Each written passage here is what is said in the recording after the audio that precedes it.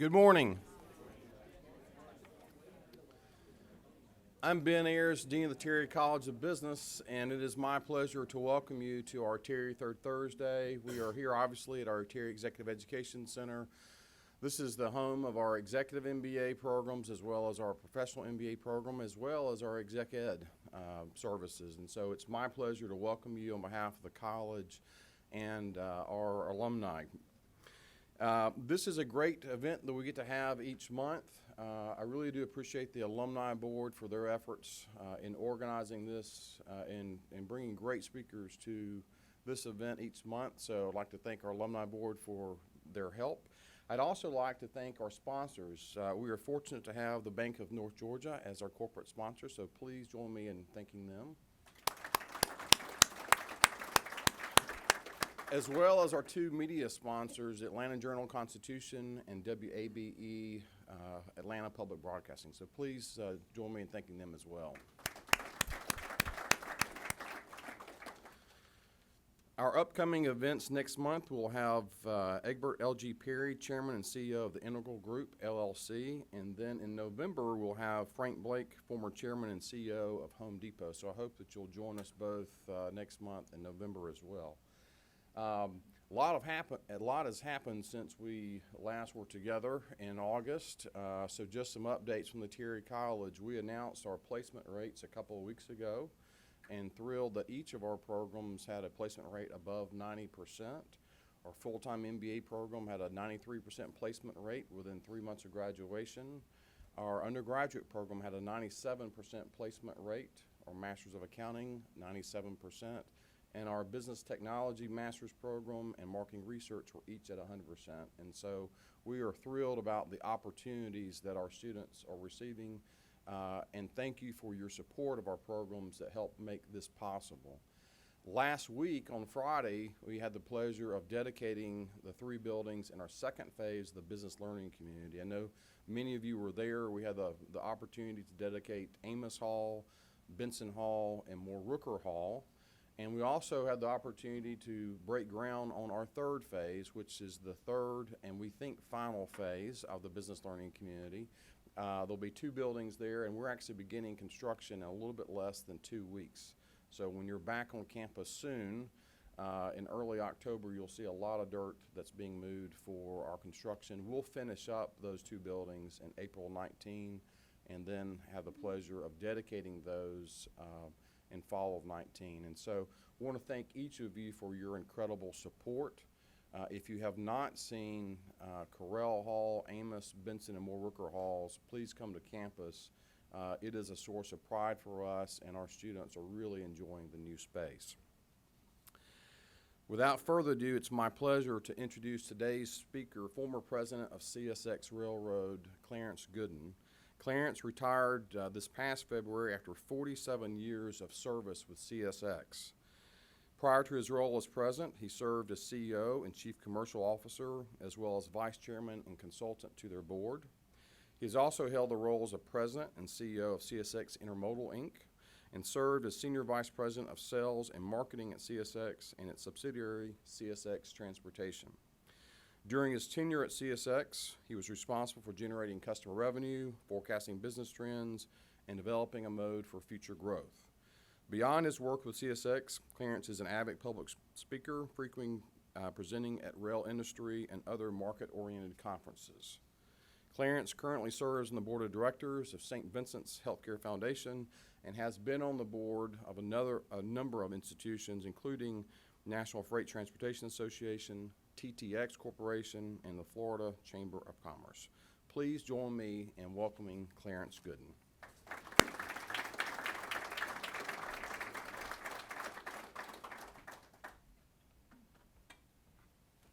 Well, good morning. I want to spend just a few minutes here. The dean has given me my timelines, and my wife says I'm long-winded. So here's how I judge my audience. I noticed that everybody here has a doohickey. That would be a cell phone. And a couple of people have a thingamajig. That would be an iPad. And so when I see you go to the doohickey, I know I'm in trouble. If you go to the thingamajig, I'm done. So I'll I'll know the time frames. It seems like I've been associated with the university just about all of my life. I started at UGA in 1970. I made it all the way through for 4 years to 1974, my senior year. With a quarter to go, I dropped out of school, was going to work a few semesters. That didn't quite work out, so I still worked for the railroad, as you know, for 47 years. And when I was 63 years old, I came back to school while I was still working 2 days a week on Tuesdays and Thursdays, and I finished school. Now, when you're 63 years old and you have to come back to the main campus 2 days a week, and I was going through knee surgery at the time, having both knees replaced. You go in a classroom and, you know, and tell people why you're there. They look at you like you're an idiot. But you know what? You actually study. My daughter, who had gone to Georgia here, she said I was a nerd. I said, "Why is that?" "You actually read the books and go to class." And I said, "Yeah, I'm here to learn." And in most cases, I could actually teach the class, but I came. And I got to tell you what, getting through Atlanta Airport, because I didn't want to come up on a company aircraft. I wanted to do it the right way with bad knees. And that traffic, I don't know who designed Georgia 316, but I hope it was not a Georgia grad. That is a tough road. So as I told you, a friend of mine that's here, Bob Lucky, and I got out of school. Both of us went to work for the railroad. I worked in the weekends and summers, and came to Georgia in 1970. I was a drum major of the University of Georgia's Dixie Redcoat Band at the time. The name was changed to the Redcoat Band, and was here through 1974, some of the best years of my life. We had such famous things as streaking on the campus here. I was a member of Pi KA. By the way, we retired the trophy every year for the best athletic teams on the campus. But every summer, I'd go back to work for the railroad. And I went to work then for the railroad full time. I started off as a laborer.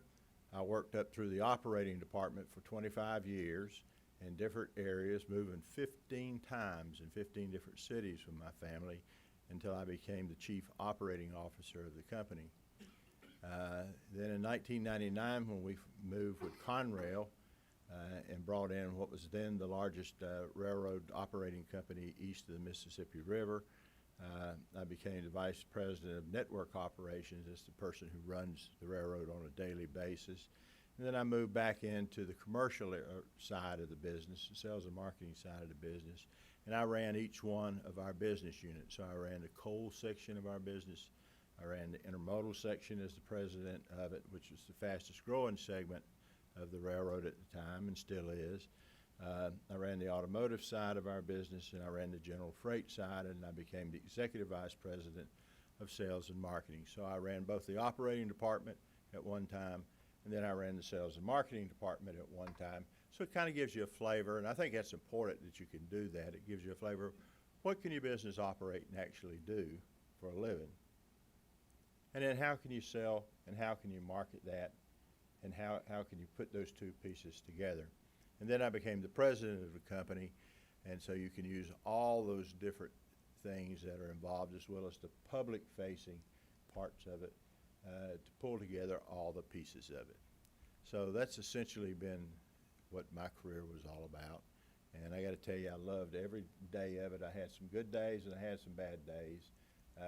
I've been retired from active duty since about March the 6th. Officially from the company since the 31st. You know what I miss the most? The people. I miss the people. I don't miss the work because it's work.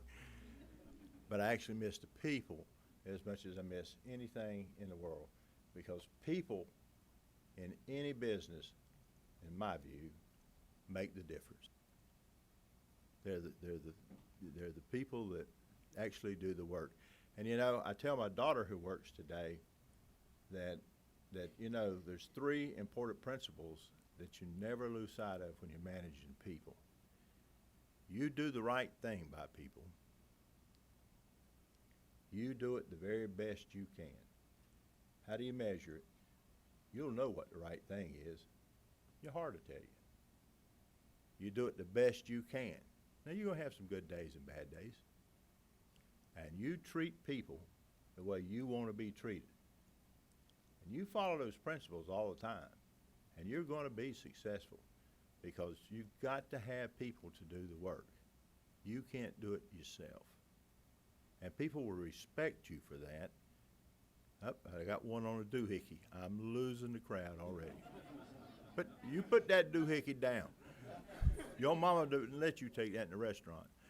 And you'll do well in life.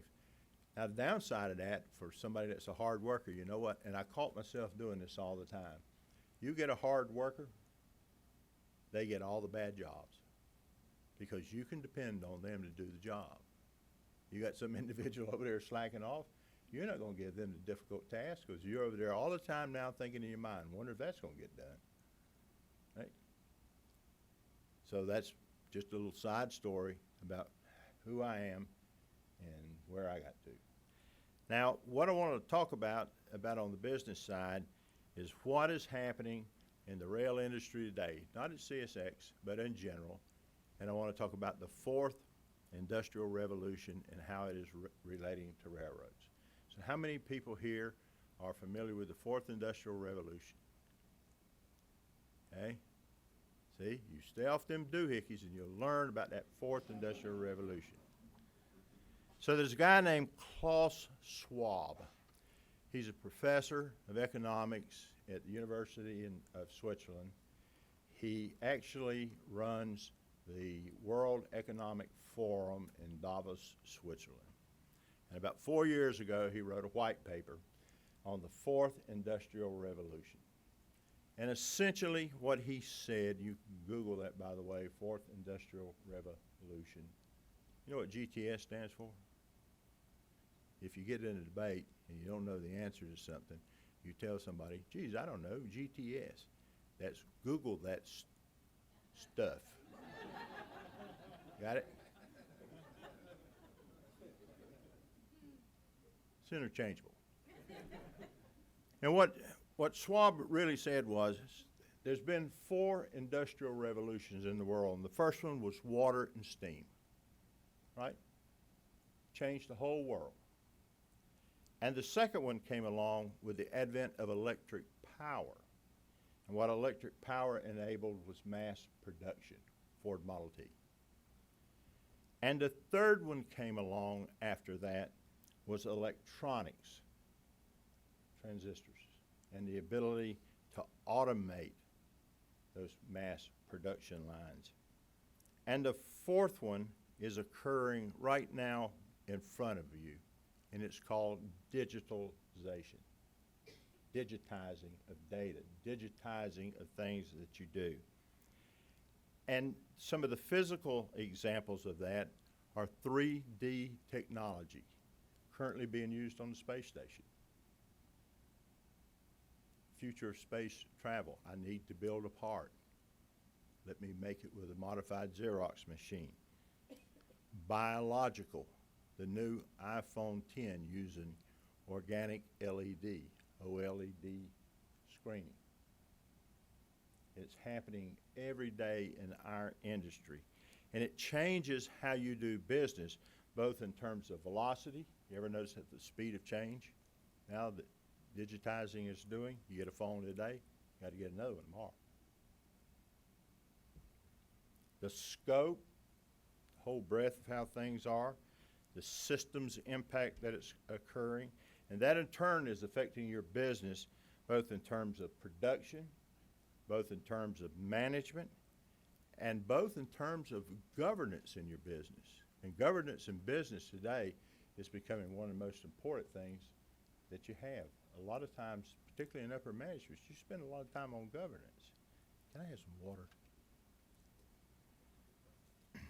Now, I'm not here to deal in the social issues of what's going to happen as a result of this fourth generation, because you're going to get into issues that involve low-skilled people and low pay and high skill, thank you, Craig, and high pay and job displacement.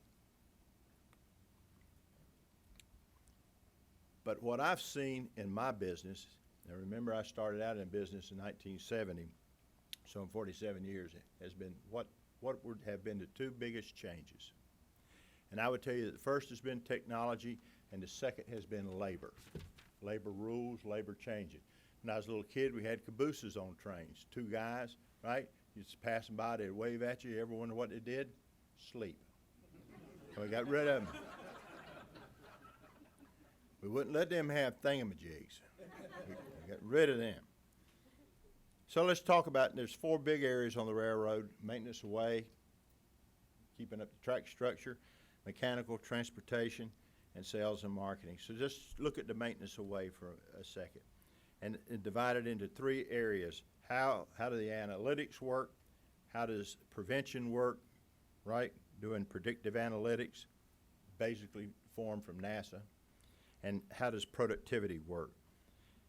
Look, you got more data now than you could ever have before, right? It's coming from everywhere. And the problem you've always had with data is how do you manage it? You get inundated with this stuff.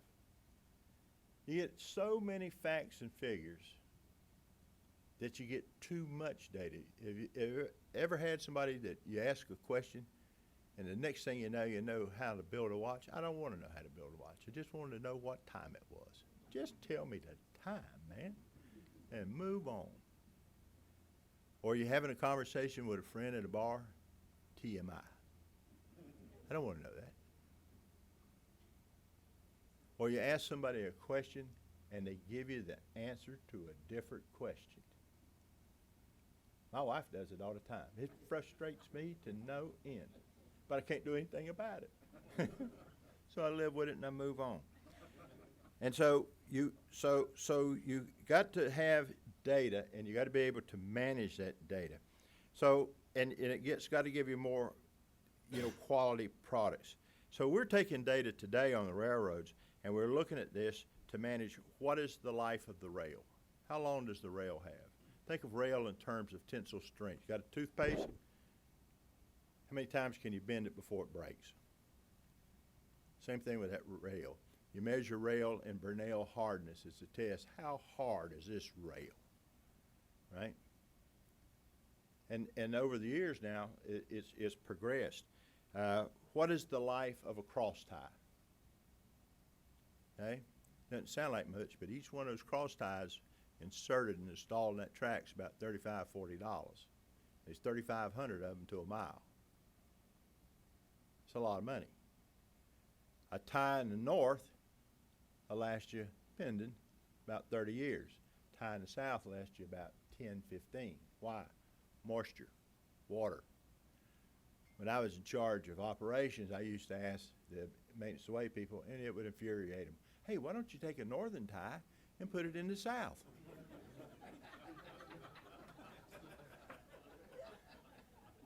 Hey, stupid, just go back in the office. Let us do this. It affects parts life. And there's a new law out now called positive train control, which is a system about, just on CSX, about a $24 billion system to keep these trains from running together, right? Sort of like you see now with cars. There's so many things that this system will be able to do. One day, these colored lights you see on the right-of-ways will go away. These things allow trains to run closer, so that gives you more capacity without building additional track. These things give all kind of data and information to you. And so this digital technology, in turn, helps you with the testing on the rail because you want to be preventative. So we have cars now called Sperry cars that go up and down the track at track speed, 60, 70 miles an hour, and they're x-raying that rail as they go. And when they see a defect in that rail, through GPS technology, they say, right here's a defect, and there's a truck coming along behind them, and they know right where that defect is, and they can replace that rail right there on the spot. Preventive analytics, preventing failure of that rail that would subsequently cause potential defect that would cause potential derailment. Other cars that come along behind that's called geometry cars. And what they're doing is they're measuring the cross level, the cross elevation, the gauge of that rail to see if there's any defect in it. And again, by GPS, pinpointing that with a truck coming along behind it to repair that instantaneously. So all of this is not your father's Oldsmobile anymore. This is all high-speed technology that's moving in, and it's being done with fewer people. And fewer people not only save you labor costs, they also help you in your safety programs because you have fewer potential people on the ground to get hurt or to be injured. So there's multiple advantages to be gained for that. Other examples of it in drone technology, when we have floods, you send the drones in and let them look at it. They can go in much faster, much easier. South Carolina, about 2 years ago, 2015, we had major floods there. You couldn't get in by truck. Just couldn't get in. Send drones in. You have a derailment. You send the drones in. Let the drones look at it. Bridge inspections in the mountains. You know, we used to have to put people in harnesses and throw them over the side of a bridge like, you know, I guess like bungee cords. You know, you don't want to do that. So now you send the drones in and let the drones look at it. And it's just amazing how that works. We've also taken drone technologies. So you see these track gangs that are out with these big machines that are working on the tracks, laying the rails. Back in the 70s when I started, a gang that was putting in cross ties, it took between 75 and 80 people on a track gang to run those machines to put that in. Mostly operators running those machines. By the 2000s, that number was down to 50. In 2017, that number is going to be down to 40. That's reducing fuel, that's reducing maintenance. Now the most important people on those teams are no longer the operators, they're the mechanics. Now how is that done? It's done by using drone tampers. A tamper is a machine that puts the rocks, the ballast, underneath the cross ties. So one person will be running one machine, but wireless technology will operate the second machine with no person on it and the third machine with no person on it. When they get up to a road crossing, the first machine stops, he brings the second machine up to him, he brings the third machine up to him, they cross the crossing, and then they start again. Right? Every time you have that cross tie in place, you have to have what are called anchors, 4 of them, 2 on each side, and that keeps that cross tie straight so it doesn't move. That is time consuming to do. It used to take an individual with a sledgehammer to go by and hammer that on. Now, a machine with no person on it goes by and puts 4 of them on. That's automation. That eliminates people, it eliminates time, and it eliminates people that would potentially be injured. Okay? Ballast trains. When I first went to work for the railroad to put down the rock, the ballast, we had a coal car. It's got these little drop doors on it. We would put 2 real men, not guys like me, with chains and a cross tie laying on the rail, and they would gradually open those doors and slowly pull that train down the track and unload that ballast. And that took forever. Today, we have trains that have automatic doors on them. We pull along the track at 50 miles an hour. GPS knows where they are. They know how much to open that door, and it unloads that ballast. When it gets to a road crossing, it knows where it is. It shuts those doors, crosses that crossing, and opens them back up. I mean, they can dump a train before you can turn around good. That's the type of technology that digitization is doing just in the maintenance way. The mechanical side, same thing with predictive analytics. There are defect detectors that as the train goes by, it inspects the train. They're called while detectors. They look at the angle of attack of the wheel on the rail. They listen to the wheel journals when it goes by acoustical detection. It can hear the bearings in there and tell you, hey, in another 1,000 miles, you will go bad. You believe that? Just like in your car, you get a light that comes on that says, in 1,000 miles, you're going to need service. And so we can route that car to a shop, change those wheels out before you have a failure on there. It measures heat. Hey, you're getting hot. You stay this hot, and you're going to break. Stop and get rid of this thing. If you become unlevel while you're out there moving, this thing tells you, hey, you're too wide. You're going to hit something up here. You got to stop. It can tell you what your speed is, if you got something dragging. It can even tell you how many axles that you got.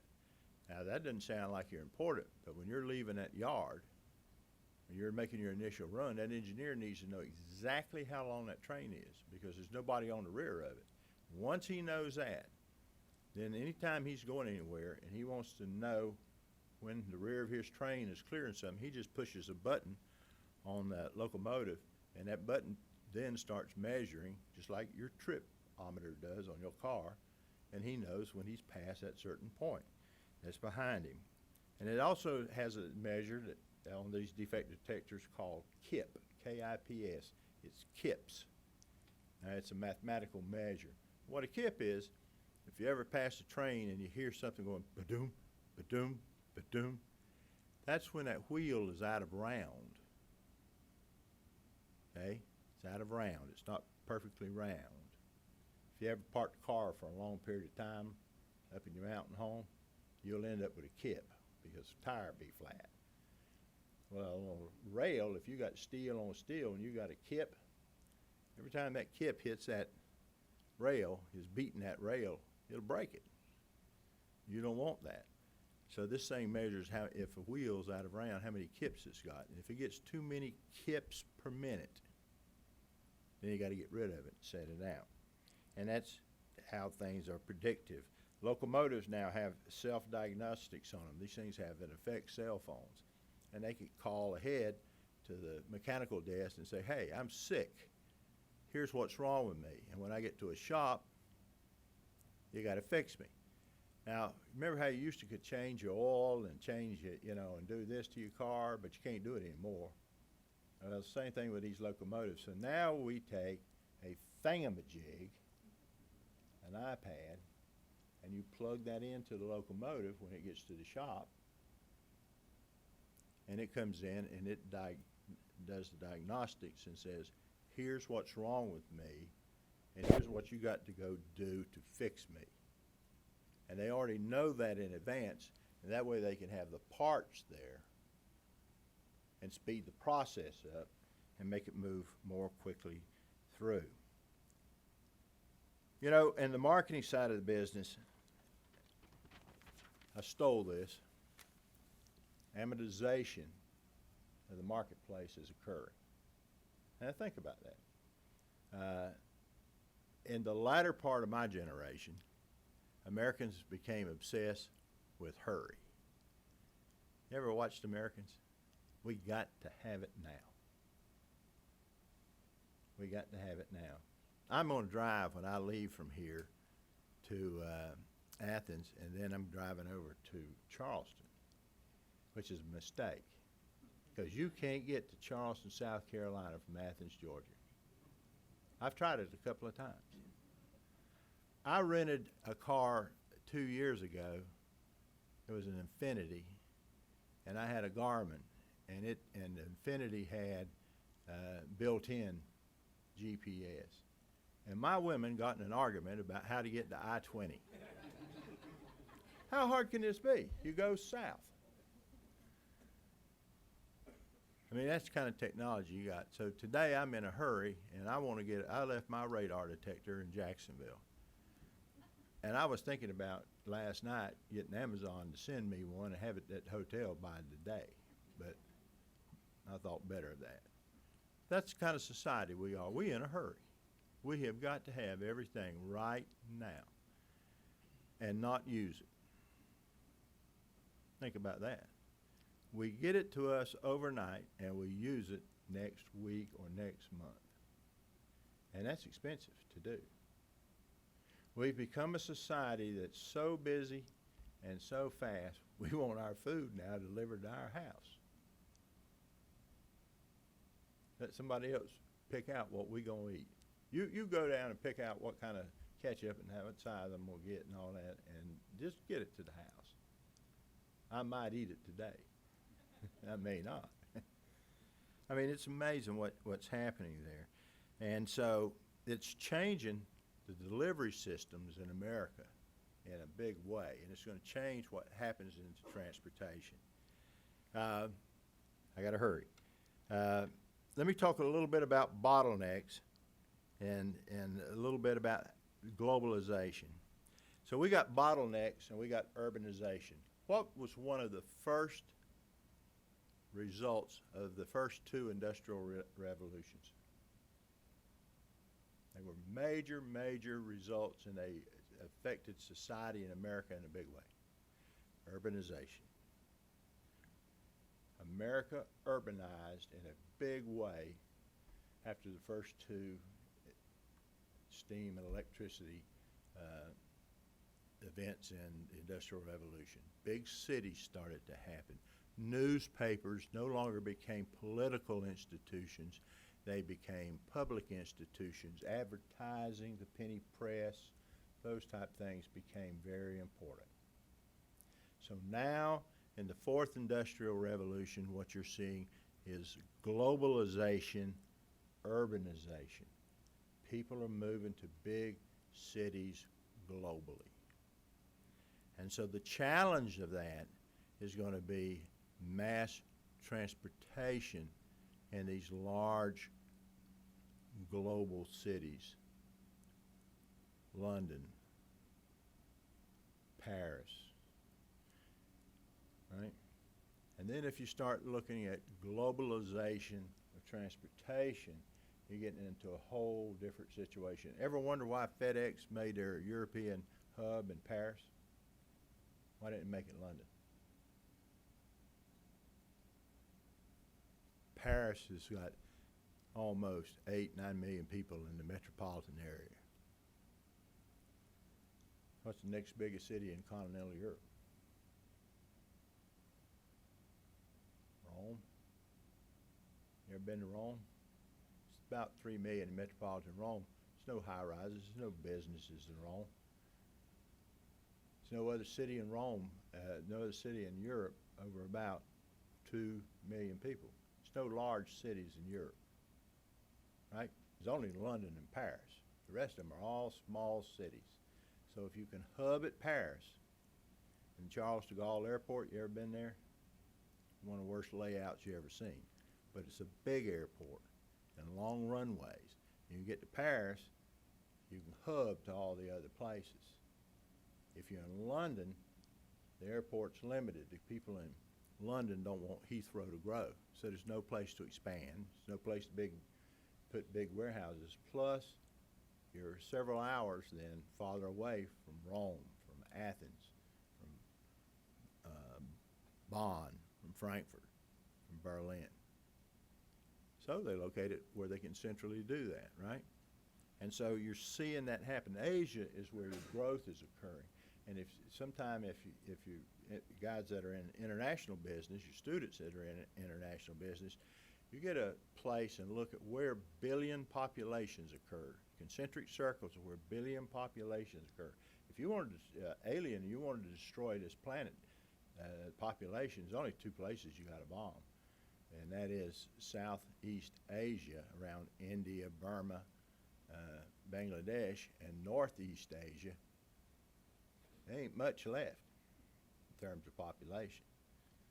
And so those are the areas you're going to see that are going to become bottlenecks. In the United States, you got to look at places like Chicago. I don't know how familiar you are with geography, but Alameda Corridor, which is between Los Angeles and what is called the Inland Empire in Chicago, was the last public project that was built, and it was started in 1994 and was finished in 2002. And now there's a new project going on that should be finished later this year And it was only 20 miles long, and it was a rail project that had to debottleneck the rail system coming out of the LA basin. They just simply couldn't handle the imports that was coming in to LA Long Beach out of what was then the Pacific Rim Basin. How many people here go to the Newark Airport? I'm sorry. So next time you're at the Newark Airport, I want you to, if you want, I would like for you to think about transportation. It's the only place I'm aware of in the United States that you can go and look out the window at the Newark Airport and you'd see the following things. Way across the street is the Port Authority of New York, New Jersey, a seaport. Immediately next to it is a freight rail line serving the port. Immediately next to that is a light rail system that's part of the New Jersey Transit and ties into the subway system. Immediately adjacent to that is the interstate highway system supporting both trucks and automobiles. Immediately adjacent to that is the Newark Airport for both air freight and for people, passenger service. Immediately adjacent to that, and in that whole area there, is the barge system for seaborne and for ethanol, for fuel, and all. I don't know of any other place in the United States that all forms of transportation exist in a single location, that adjacent to one another.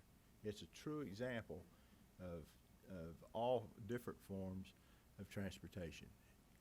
And it's, you know, you think about here in Atlanta, your different forms of transportation.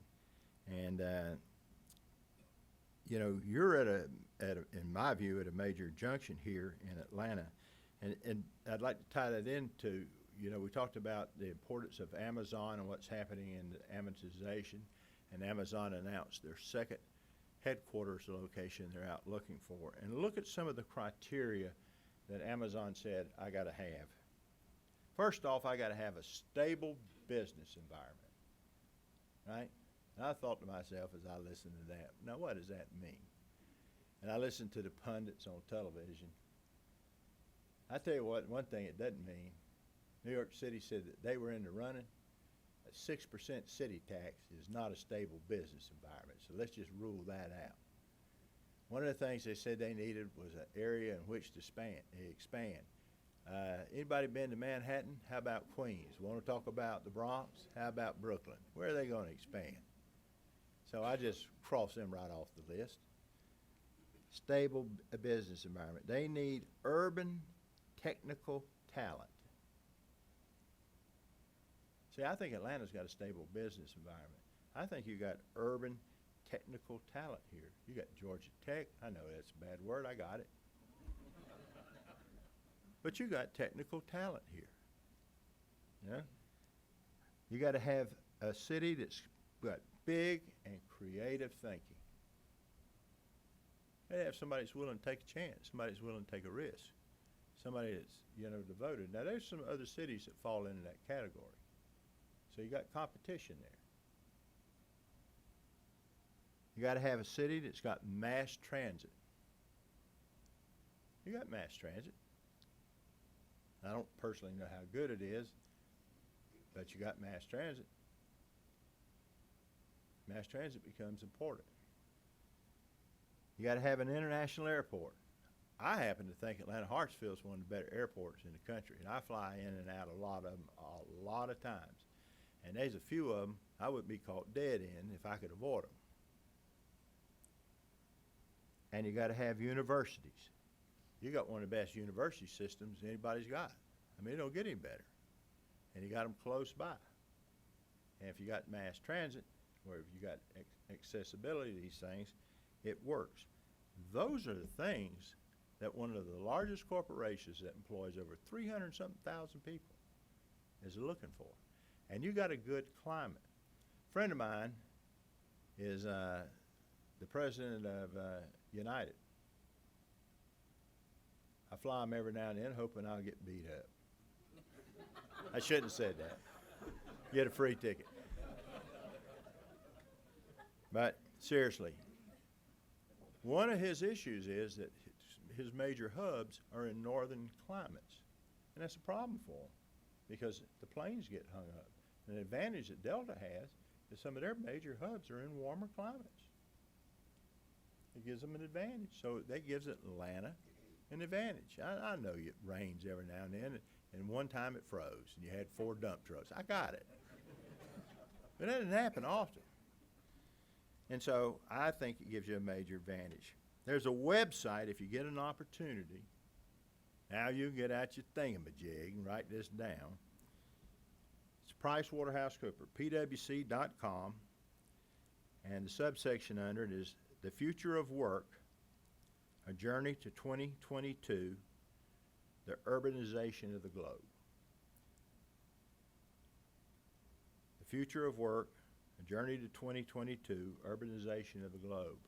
But essentially what they're saying, and it's more of an HR point of view, but it's saying here's what your workforce is going to look like. Here's how people are going to travel. Here's how things are going to change.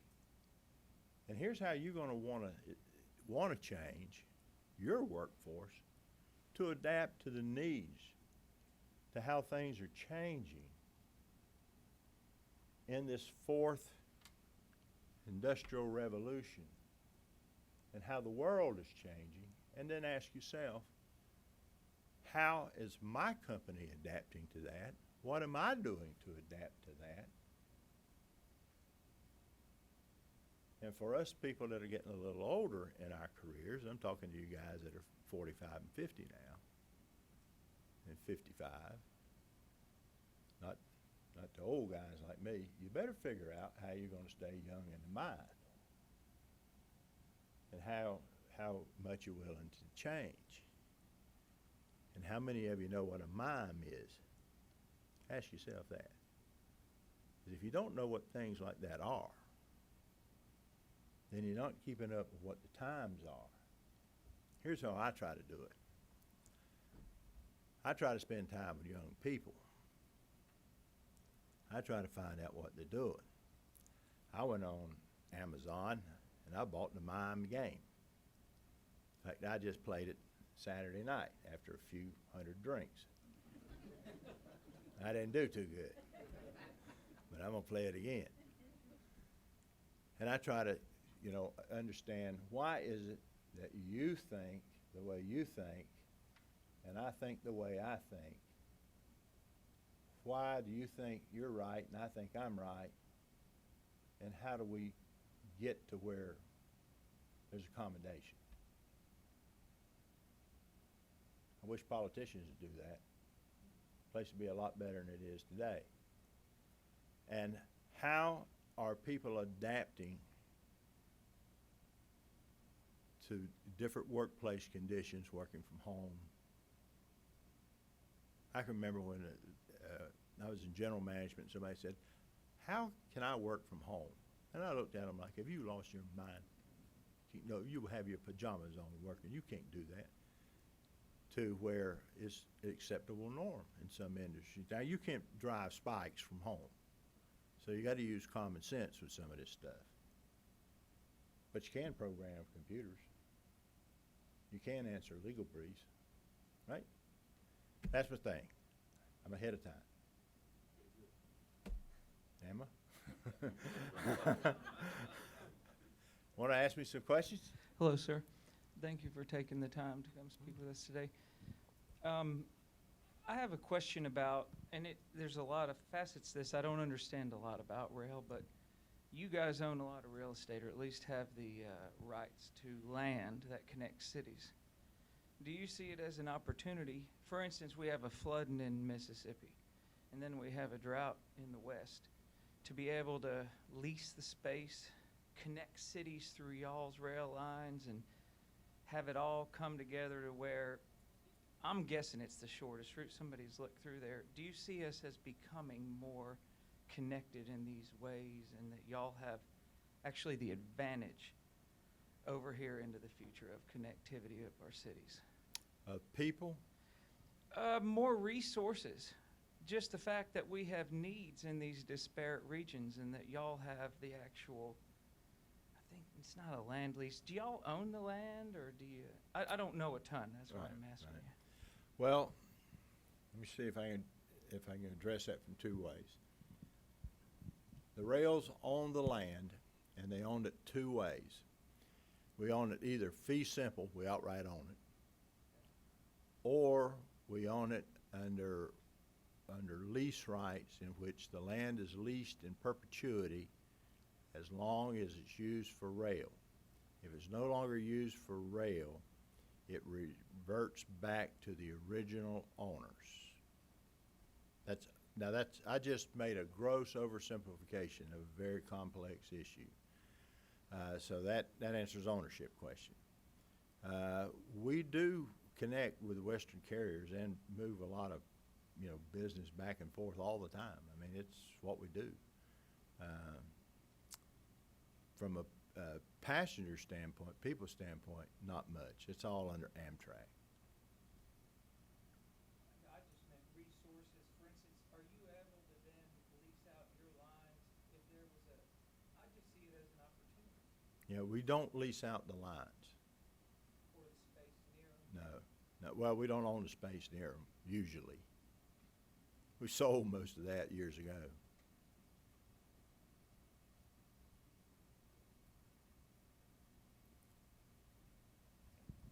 You made a number of interesting comments that sort of started stitching together in my mind. One, in the beginning, you talked about how important people were, how much you missed them once you retired. And then as you made your comments about the four phases of the industrial revolutions, the four industrial revolutions, particularly the first one, the steam and electricity, there was a lot of displacement then, and you're probably familiar with the Luddites and how they reacted to it. Do you see a similar dynamic happening now? You mentioned a number of ways that you guys have reduced the number of people on a crew, but do you see that dynamic happening now? And if so, what do you do about it? And you as a business, and then we as a society. Well, in my fourth paragraph, I did my obligatory disclaimer that all people that cop out do. I'm not here to deal in social tensions of low skill, low pay, high skill, high pay, nor job displacement. Because I don't have an answer. I think it's going to be social turmoil myself, personally, because as you make any transition in life, and I think Elon Musk has alluded to that with artificial intelligence. You don't know what the world you're getting a hold of here in some of this stuff, but in the initial phases, it's going to displace people. And, a reason, not the reason, that people are going to that is people are costly. And now, with health care going the way it is and health care costs going up, it's something else. The job I had, my health benefits were essentially what the union health benefits were. What the 10 cents worth of difference in them. So I retire, big man, big things. And I go on Medicare. And I go on, so I get Medicare Part A. Now, I don't know anything about anything when it comes to retirement things. So then I get Medicare Part B, except it don't pay for everything. So then I got to go get AARP under United Healthcare to help pick up some of this cost. But then you got to get Part D because you got to take prescription drugs. And then you got to get a dental plan. Oh, okay, I got all that. So now I got all the same benefits, essentially, that I had when I was working. You with me so far? Now you got to pay for all that. But because I was in a high income, I get an extra surcharge for being in that high income. They got a table that's got that high surcharge in it, and then you look at the number and you faint. I pay right at $15,000 a year for health care insurance. So I got to thinking about what was CSX paying for my health care benefits before I retired. What was the company actually paying out of pocket for it? Turns out they was paying about $15,000 a year. So what happened was, in the real world of real worlds, was what CSX was paying, old Dad's now paying. And I'm thinking, I didn't get any benefits at all from the federal government for all those years that I was paying in. So when somebody the other day hit me up and said I was in the 1%, I said, so what? I don't know what I'm getting out of it. I mean, I don't mean that mean-spirited. I don't mean that being a jerk. I'm just saying it ain't cheap. And that is not the thing, but it is a factor, in my view, that's driving why people are automating their companies. And small businesses are doing it. They're at a need to survive. Do you buy that?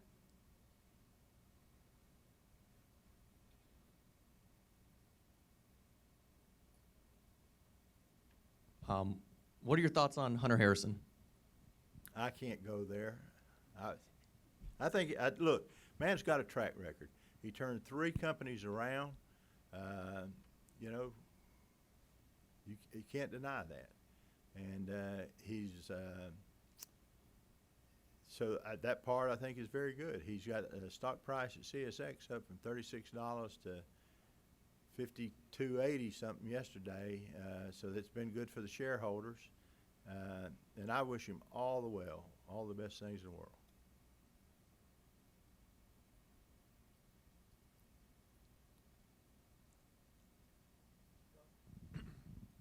Could you talk a little bit about the self-driving truck and Elon Musk saying he's coming out with electronic semi vehicle now and the threat that might pose to the railroads? Yeah. Well, I talked to a lot of truckers, as a matter of fact, about that. I don't know that you're ever going to see just a self-driving truck within my lifetime, and I'm almost 66. I think what you will see is some platooning of trucks, platooning, 2, 3, 4 trucks together, and they still will all have drivers in them, but maybe the last 3 won't have active drivers. I think the big advantage of them, however, will be the safety of them. So look at what cars do now. If you go to change lanes, little light blinks in your mirror and says, hey, you better watch the car over here next to you. Or you get too close to the car in front of you and your steering wheel vibrates, or your seat, or whatever the case may be. You go to back up and all kind of beeping and carrying on goes on, or same thing going forward. More and more safety features on these vehicles. As far as, and in certain applications within certain yards, yard hostler spotting trailers up to ramps or doors, I think you'll see total autonomy there. But just to get out here on I-95 and sail down the road, I just don't see that happening per se. The state of California is in the process of taking their lanes, the lines in their lanes, and taking them, I think it's from 4 inches to, see, 6 or 8 inches as they restripe the roads. And their theory is that the cost is only in the material because the machine is going to go down the road anyway. And that the reason they're doing that is it helps the vehicle, as it reads the lanes, read it more easily. Now that's true in dry weather. That may not be true in snow and ice. And so I think you'll see more and more states go to that type of technology. But I would ask you this question. I personally already, I drive a little car. I don't feel good passing one of these big trucks myself nowadays, because all he's got to do is flinch and I'm dead. And I sure don't feel good passing one in the rain when all that spray is coming up and I can't see. And I just don't think I'm going to feel good if I'm passing one and nobody's in it. And, you know, they got these airplanes nowadays. They'll take off and land by themselves. But I like two pilots, and I can't go with. I mean, I get nervous if they had one, and if they didn't have anybody up there, whoo, I'd have to think about that. That's where I am. So my point is, I don't think the public would let them do that. Good morning. Hi. Elon Musk, as we talk about him, he has the levitated trains now that he's developing. Do you see CSX or even the train systems in the country needing to change over? I see that For freight. need. Who's going to pay for it? Exactly. We passed the you can pass a constitutional amendment for the state of Florida on a whim.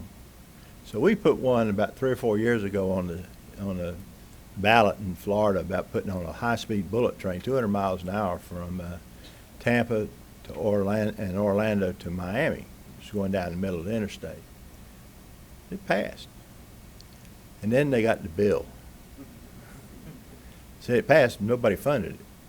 So up came the bill for it. Okay, we got a constitutional bill that requires us to build it. So we're going to build it. Here's the price. They repealed it the next year. I mean, you start, Elon Musk's high-speed corridor, he's going to drill underneath the earth from Washington to New York. Have at it, Elon.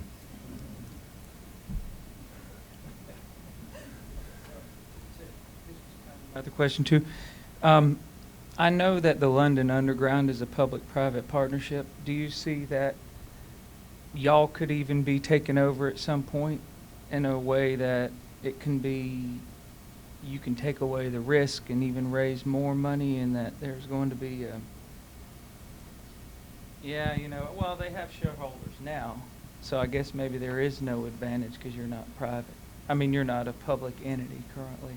But do you see that that's going to start changing to where we have more private industry making transportation, especially in cities, that much more efficient and have ownership, I guess is what I'm asking. I think in certain areas you will have a lot of cooperation. So, for example, in Chicago, CSX owns a subdivision called the Altheim subdivision.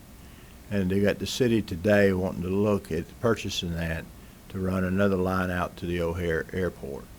And I think you'll see cooperation where it makes sense and where it's practical to do things like that. And where it's not, we had a case where the state of New York wanted to run passenger service between Buffalo and New York and Albany, New York. We said, why don't you just open up, let us buy them an airline ticket? They said, why? Because you only have to buy like 2 a day. Nobody travels between Buffalo and Albany. And they didn't take us up on it. I mean, you gotta have, when you start building a railroad and operating trains, you gotta have density of people to pay for this. And even to break even, remember this, there's no railroad in the world that makes money. They're all subsidized. And so when you start doing those kind of things, you got to have density. You got to have a bunch of people doing it. If you didn't, everybody in the world would have one.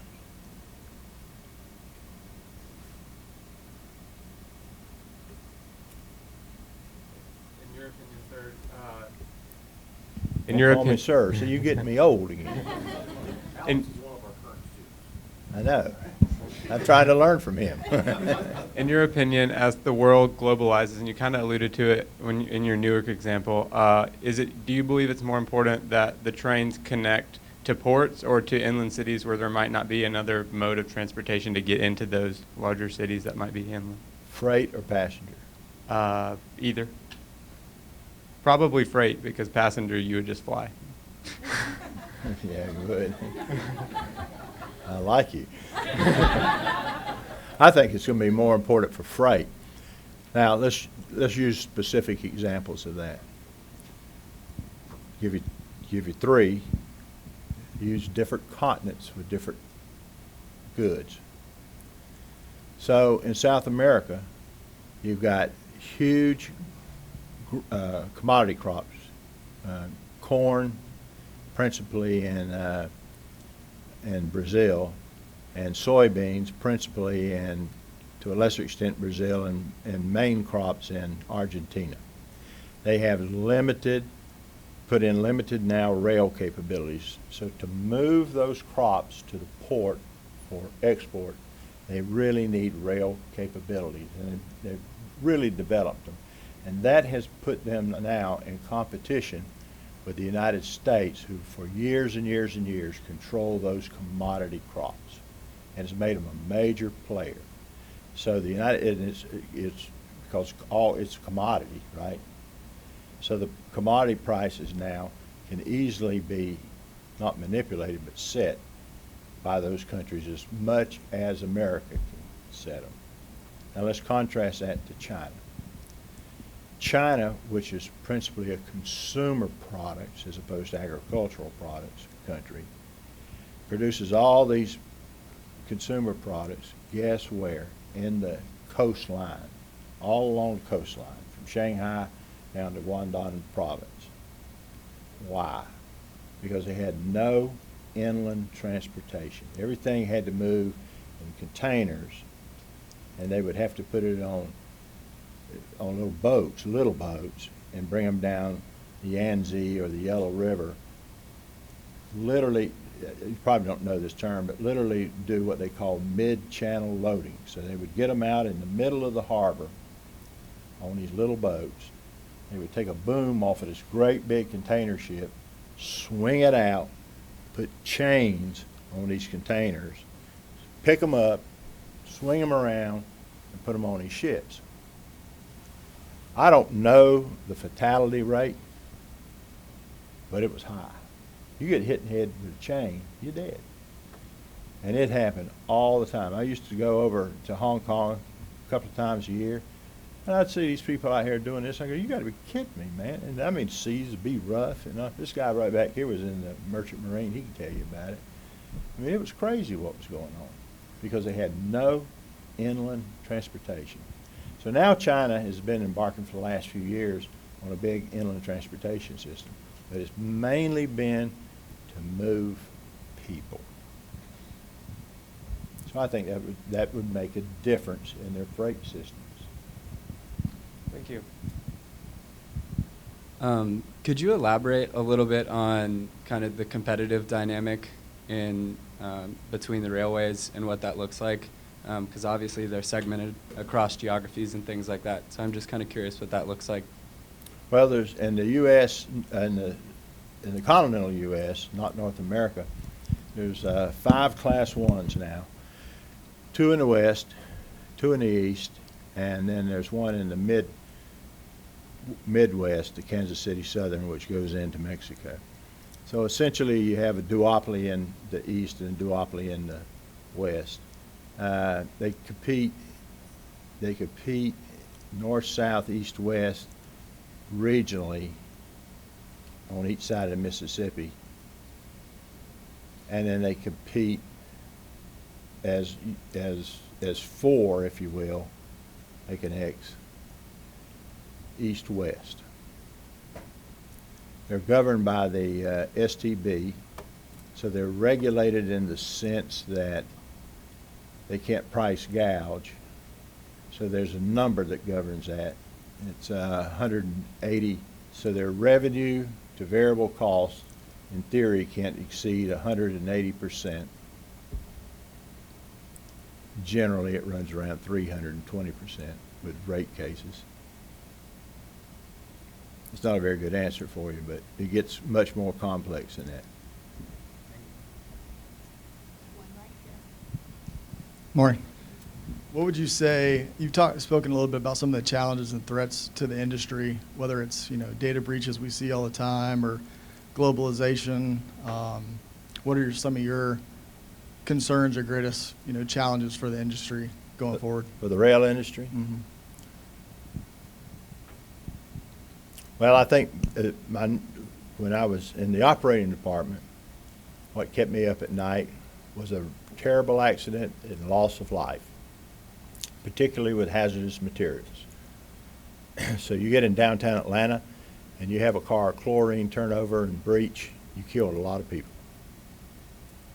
So that was something that always, you know, be your worst nightmare keeping you up. So that would be that. I think going forward, cybersecurity becomes a major issue. So I was talking with a gentleman last night. You take this positive train control. So every locomotive is equipped with it. Every one of these wayside stations is equipped with it. All over this country is equipped with it. Every signal is equipped with it. Every one of those is a data point of entry to the mainframe computer.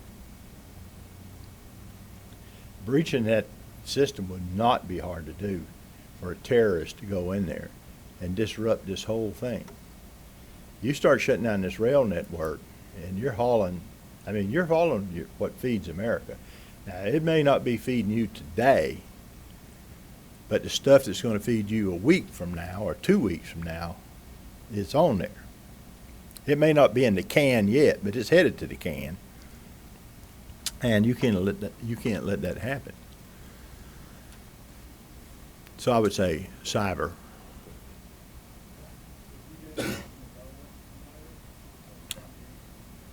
They're looking at it. I mean, they got a lot of smart people looking at that. But they got to, you know, what I find interesting about that is this. I was thinking about it when I was thinking about my radar detector the other day.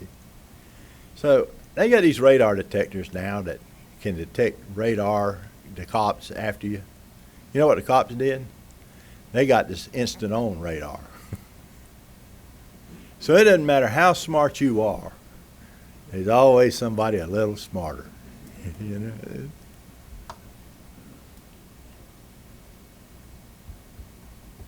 That's it. Hey, folks, thank you for having us. Really do appreciate it.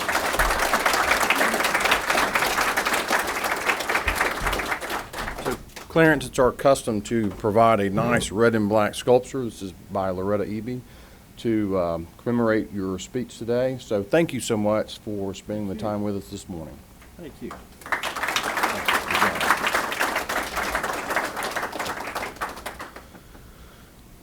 So we would love to pay for your parking. So if we have not paid for your parking yet, please make sure it's validated on the way out. I hope everyone has a fantastic rest of the weekend and that as all dog fans, that we're all happy late Saturday night. And I hope that you all join us back in October. Thank you for attending today. Look forward to seeing you next month.